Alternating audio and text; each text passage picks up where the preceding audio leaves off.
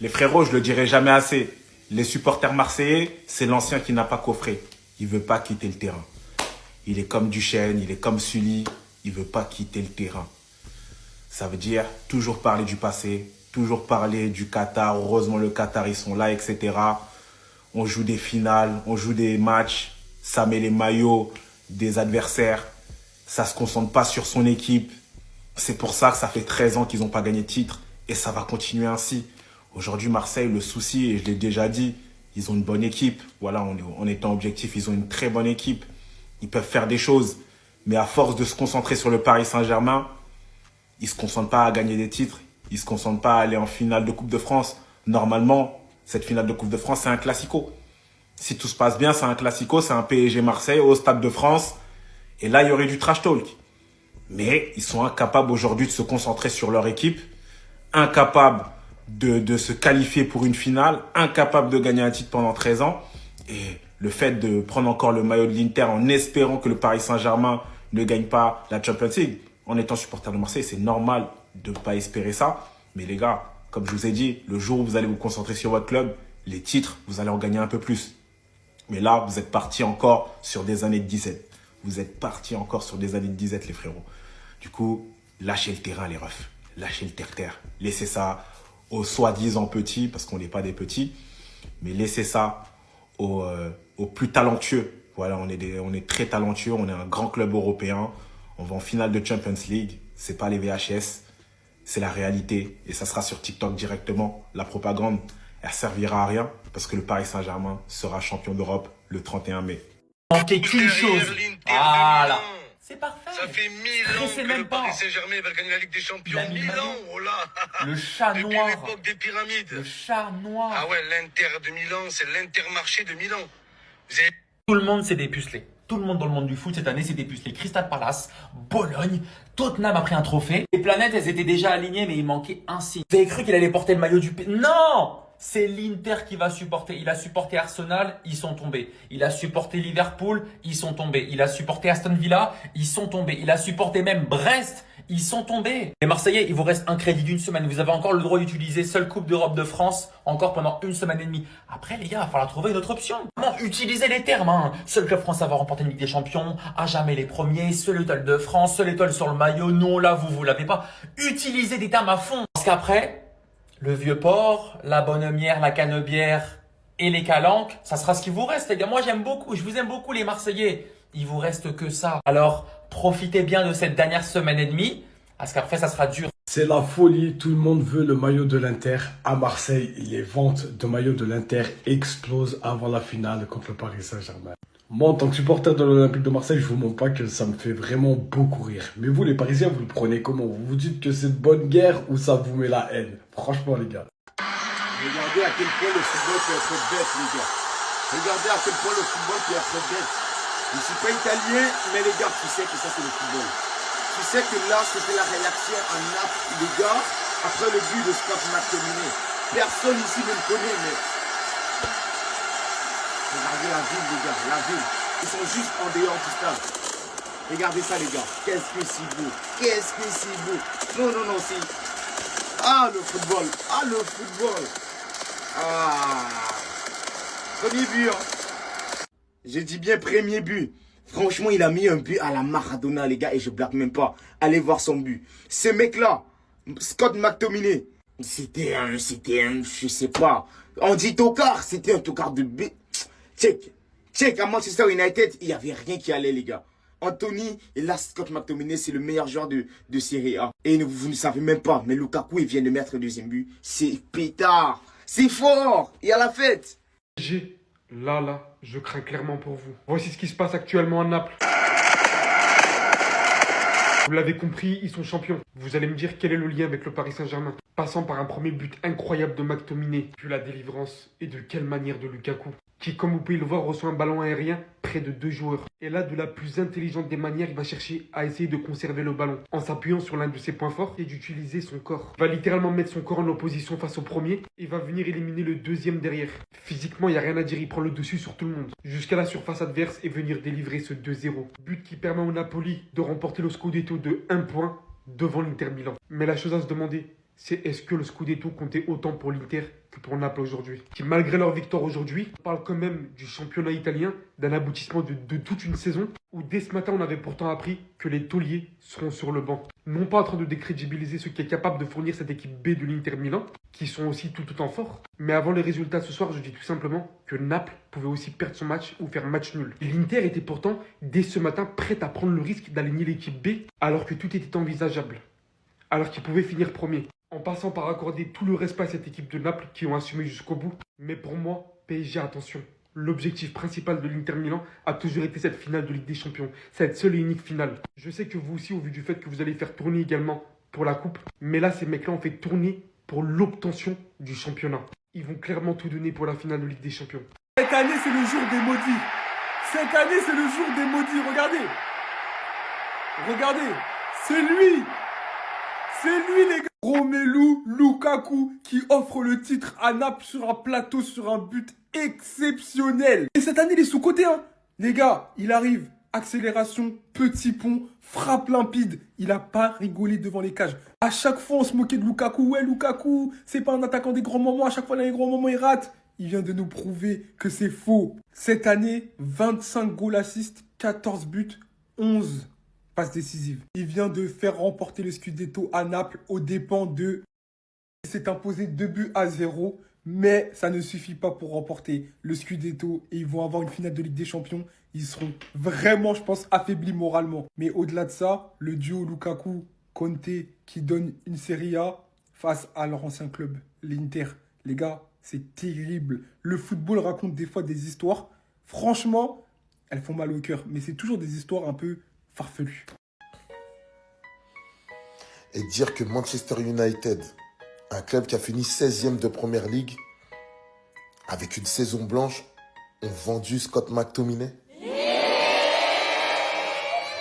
Scott McTominay à Manchester United, c'était le sacrifié. Hein? Il y avait Bruno Fernandes, donc ils se sont dit, oh lui, on va lui donner un second rôle, etc. Mais là, la saison qu'il a fait à Napoli, pour le peu qu'on a tous regardé, c'est fort. Pour une première année, c'est très très fort. Scott McTominay, il est sous-coté, hein, mais c'est un milieu très intéressant. C'est un milieu déjà qui joue avec le cœur. Il marque des buts très importants. C'est le genre de joueur, tu peux tout le temps compter sur lui, il va jamais décevoir. Non. C'est pas le plus technique, mais en tout cas, dans l'apport qu'il a, si vous faites le ratio, il est élevé. Et ils ont vu juste de miser sur lui. De temps en temps, c'est bien d'avoir des joueurs comme ça dans leur équipe, les petits couteaux suisses là. C'est ce qu'il a montré cette année. Ils ont gagné la Serie A, ils vont aller en Ligue des Champions. L'équipe, elle est rodée, elle sera prête. Dites-moi ce que vous en pensez dans les commentaires. À ce moment-là, il courait.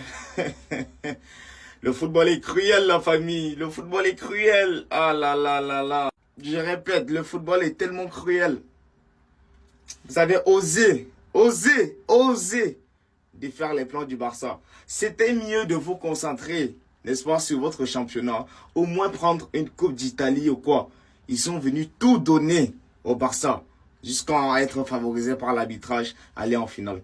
Finale de Ligue des Champions, là. Moi, je serai avec vous, mais le PSG va la prendre. Et comment je déteste ce Serbie. On était à 2 minutes, les gars, de notre finale. Et ils nous l'a retiré. Mais là, maintenant, ils étaient partis pour le triplé comme le Barça. Ah, saison blanche, comme Madrid. Ah, finale de Ligue des Champions, hein, les gars, là, il faut tout donner, là. Hein. Il va falloir tout donner parce que ça n'a pas marché du tout. Ah, l'Inter de Milan. Et c'est qui, en fait, ce fou, là? En fait, donc là, cette année, il a fait une moitié de saison à Naples. Donc là, ils viennent de remporter le Scudetto. Il a fait une moitié de saison à Paris. Ils viennent de remporter la Ligue 1. Enfin, ils ont remporté la Ligue 1. Et il a encore la finale de Ligue des Champions à jouer. Et la finale de Coupe de France. Mais en fait, il est béni. Il est béni, en fait. Tout ce qui touche, ça se transforme en or. Où il va, ça se transforme en or, en fait. C'est ça que je viens de comprendre. Il va aller à droite, à gauche. En fait, il est même capable de donner un titre à Arsenal. C'est non? Bref, en tout cas, c'est une dinguerie. En plus, le pire, c'est que c'est pas un petit joueur. Hein. À Naples, c'était incontournable. Au Paris Saint-Germain, c'est incontournable. il est tellement fort, l'apport qu'il a apporté. Bon, voilà. Depuis qu'il est arrivé, c'est incroyable. Sa débauche d'énergie, sa technique. Comme je l'ai dit, j'ai jamais vu un technicien aussi charbonneur. Voilà. Un technicien fort comme ça aussi charbonneur. Non, en fait, ce mec-là, on a dit que c'était l'année des maudits, mais c'est aussi l'année des bénis, parce que là, c'est trop. C'est très très fort. 3 clubs, à chaque fois il a gagné la Serie A. L'Inter Milan, Napoli et Juventus. Rien à dire. Peut-être que c'est là son jargon. Ce qu'il a fait cette année avec un Napoli, rappelez-vous l'année dernière, qui était plus bas que terre. Il a redressé Napoli, il l'a mis au sommet en Serie A. C'est la fête. Comme vous pouvez le voir sur les images. Il a redonné cette flamme qui manquait. Sa rage de vaincre, sa régularité, la rigueur qu'il impose à ses joueurs. Ça s'est ressenti cette saison. Ils n'ont rien lâché malgré qu'ils avaient du retard sur l'Inter. Il fallait juste qu'ils gagnent ce match-là à domicile en plus pour sauver le Scudetto. Et c'est ce qu'il a fait. Bravo à lui pour une première saison. Mais après, le problème, on connaît tous en Italie et surtout à Naples, c'est les transferts. Est-ce qu'ils vont se renforcer la saison prochaine ou pas, sachant qu'ils vont jouer 4 compétitions? C'est ça le problème avec les Italiens. C'est ça que je leur reproche. Mettez la main à la poche pour les entraîneurs comme ça, qui vous font du bon boulot avec peu de moyens. Dites-moi ce que vous en pensez dans les commentaires. Et si l'Inter faisait une saison blanche cette année? Oui, c'est possible. Parce que l'Inter a perdu la Supercoupe, a perdu la Coupe d'Italie face à Milan, a perdu la Serie A face au Napoli. Donc juste la Ligue des Champions et ça fait une saison blanche parfaite. Non, mais c'est possible. Pourquoi ce ne serait pas impossible? Parce que soi-disant, ils ont sacrifié des joueurs pour les préserver pour la Ligue des Champions alors qu'ils ont perdu la Serie A. Moi, pour moi, ça ne veut rien dire. Ça va être une très grande finale, on le sait tous. Il y a PSG qui postule pour tout gagner cette saison et il y a l'Inter qui postule pour sauver sa saison. C'est ça qui va être intéressant dans ce match-là. Je pense que la finale qui va arriver, le plus grand perdant, ça sera l'Inter. L'Inter, je pense que c'est l'une des équipes qui aura perdu le plus de finales cette année. En Serie A, la dernière journée, c'était une finale. La finale de la Supercoupe et la finale de Ligue des Champions, si jamais ils la perdent. Ça fait beaucoup quand même. Et la demi-finale en Coupe d'Italie. Je suis pas sûr qu'ils vont digérer cette saison. Dites-moi ce que vous en pensez dans les commentaires. Écoutez bien. Écoutez bien la fin.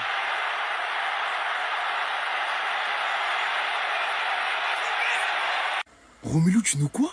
Je sais pas exactement à qui ça s'adressait, mais c'était d'une violence, les gars. Naples, le Napoli, champion de Serie A, le FIT, Lukaku, Antonio Conte, encore une fois gagnant.